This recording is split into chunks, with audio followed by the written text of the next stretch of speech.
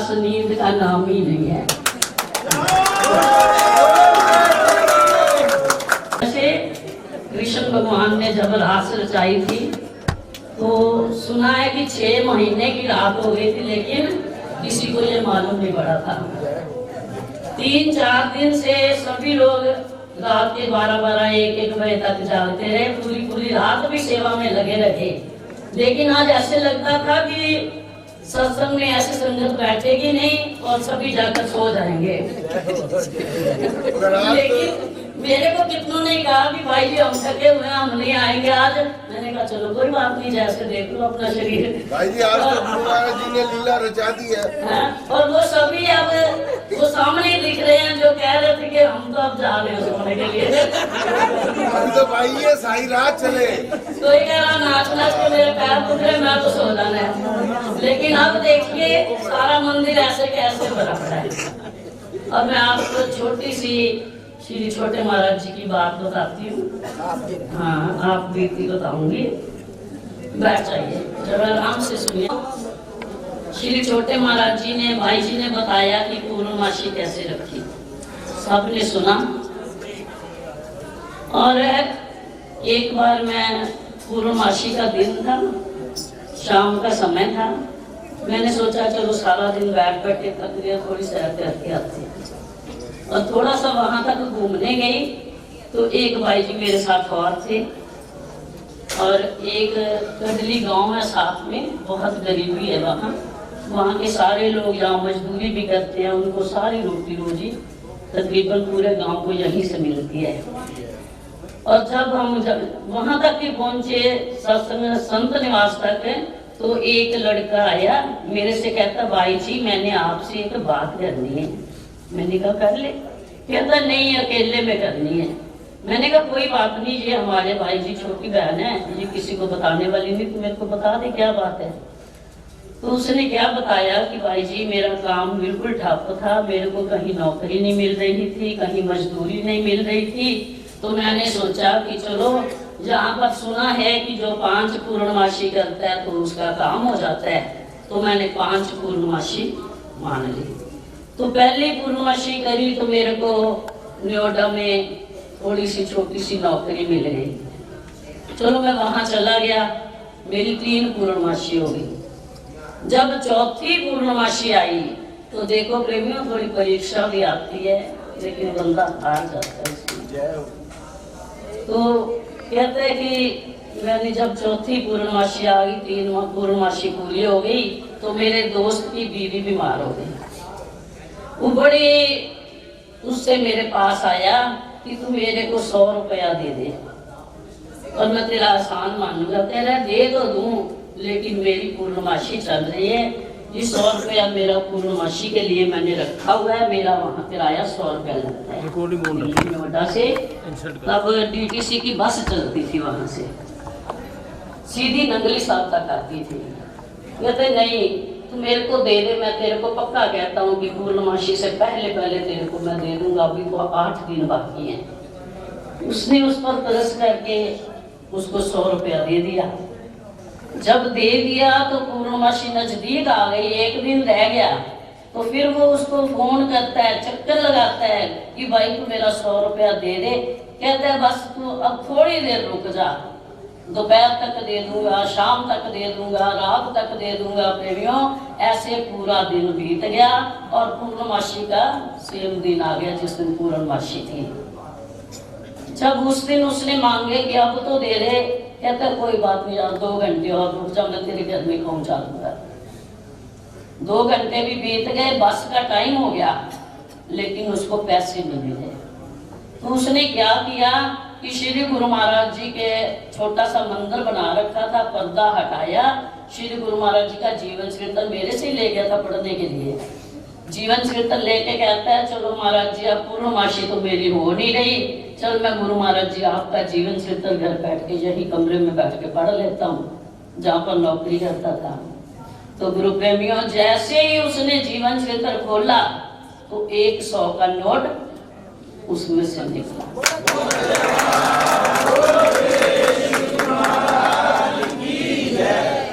तो भाग भाग कर कहता है अब तो 100 रुपया मिला भी, तब तो उसके दिमाग में ये नहीं आया कि 100 रुपया कहाँ से आया। उसने कहा 100 रुपया मिल गया, लेकिन अब तो बस का टाइम निकल गया, अब कैसे जा सकता हूँ, तो पहुंचने का कोई साधन नहीं। कहता चलो एक बार भाग के देख तो लूं।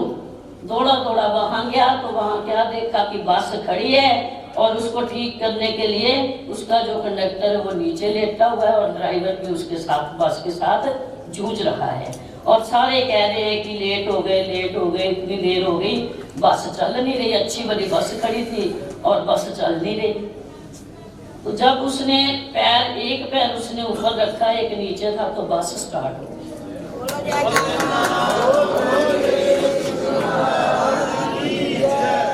बस स्टार्ट हो गई और वो ड्राइवर कहता है वो ये बस तेरे लिए ही रुकी हुई थी, या तो पहले ही आ जाता, इतने सारे यात्री मुश्किल में पड़े हुए हैं। तो बड़े आराम से आया। तो मेरे को कहता है कि भाई जी मैंने आपसे ये पूछना है कि ये 100 रुपया आया तो कहाँ से आया। मैंने जीवन से तो खोला है, उसमें 100 मेरे पास तो थे नहीं कि जहां कभी मैं बचा के रखे हूँ, मेरी तो पूर्ति नहीं पड़ रही थी। अब ये 100 रुपया मेरे को ये बताओ आया तो कहाँ से आया, बताओ अब मैं उसको इसका क्या जवाब दूं। मैंने कहा ये देने वाले श्री गुरु महाराज जी हैं, उनके चरणों में लक्ष्मी वास करती है।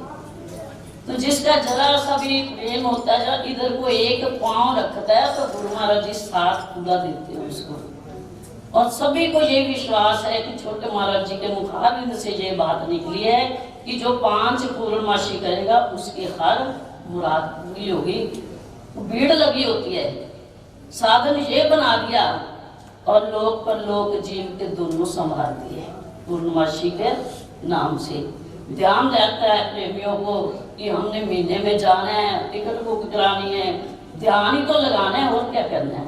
उन्होंने इतनी सहज रीति से अपने प्रेमियों का ध्यान श्री गुरु महाराज जी के चरणों में अपनी तरफ लगा के जीवों के कल्याण का एक इतना बड़ा सहज साधन ढूंढ दिया कि जो आजकल देखो समाधि तो कोई लगा के बैठ नहीं सकता। थोड़ी देर बैठते हैं, कहते हैं मान भाग रहा है, मान इधर जा रहा है, मान उधर जा रहा है, करे तो क्या करे। और हमारे महाराज जी ने कभी आज तक, श्री जुगल जोड़ी महाराज जी ने, श्री स्वामी जी महाराज जी ने ये नहीं कहा था कि हाँ ये काम तेरा कर देंगे। हमेशा यही कहते थे बेटा श्री गुरु महाराज जी करेंगे। इतना उनका नंगली दरबार से, इतना श्री गुरु महाराज जी से गूढ़ा प्रेम था, इतना गूढ़ा प्रेम था कि जो बताने के लिए शब्द नहीं है। श्री छोटे महाराज जी का स्वास्थ्य थोड़ा ठीक नहीं था, तो नंगली से एक औरत 3-4 बार आई कि महाराज जी से मैंने नाम लेना है। लेकिन जब भी वो आए 4-5 दिन ऐसे ही होता रहा कि उसको अंदर ना जाने दिया गया।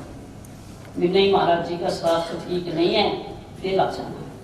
एक दिन 4-5 बार आके, छठी बार जब आई तो हम अस्पताल ड्यूटी देखते थे, अस्पताल में बैठे तो कहती है कि भाई जी मेरा ही मुकद्दर सही नहीं है।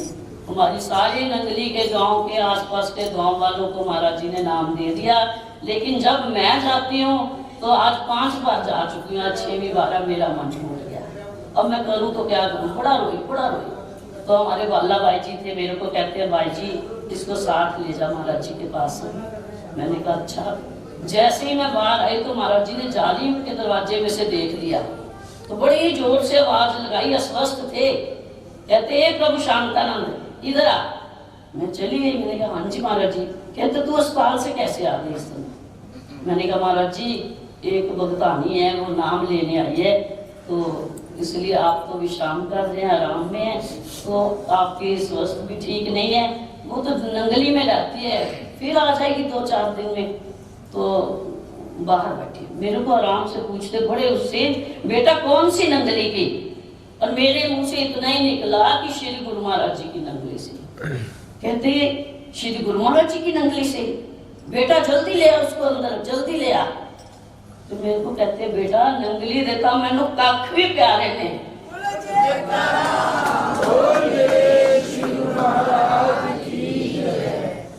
वो तो नंगली की भगतानी है ना, मेरे को तो मैनू दे नंगली दे कख भी प्यारे ने, जल्दी ले आओ अंदर। उसको मैं अंदर ले गई। महाराज जी ने इतने प्यार से उसको नाम दिया, इतना उसको प्यार किया, और इतना सारा फल मेरे से फ्रिज में से मंगवा के उसकी झोली में भर दिया। तो उसके बाद श्री छोटे महाराज जी 3 या 4 दिन के बाद उन्होंने अपना कब्र कर लिया। वो अभी तक आती है तो बड़ा कहती है कि भाई जी आपकी वजह से मैंने नाम ले लिया, नहीं तो मेरे को कहाँ मिलता। मैंने कहा नहीं, ये तो वही दयालु थे, हम कौन होते हैं। तेरे मुकद्दर में लिखा था महाराज जी तेरे को दे रहे। महाराज जी हमेशा ही हमें यही बताते थे कि बेटा ये तो प्रेम का रास्ता है, ये प्यार का मार्ग है, सबसे ऊंची प्रेम सगाई, ये तो प्यार का रास्ता है। जितना हो सके श्री गुरु महाराज जी के साथ प्यार करो, यही कहते थे। श्री गुरु महाराज जी के साथ प्यार करो, यही हर बच्चे को उन्होंने सिखाया, यही समझाया। सबको प्यार की मूर्ति थे, सबको प्यार लुटाया और लुटा रहे हैं। आज ही देखो, आज ही देखो क्या उनके प्यार के बिना सब इतना झूम रहे हैं। ये उनकी कृपा मेहर है, हमेशा हमारे पर बनाए रखे। ऐसे ही उनके प्यार में सब झूमते रहे, गाते रहे, बजाते रहे। बोलो साचे दरबार की।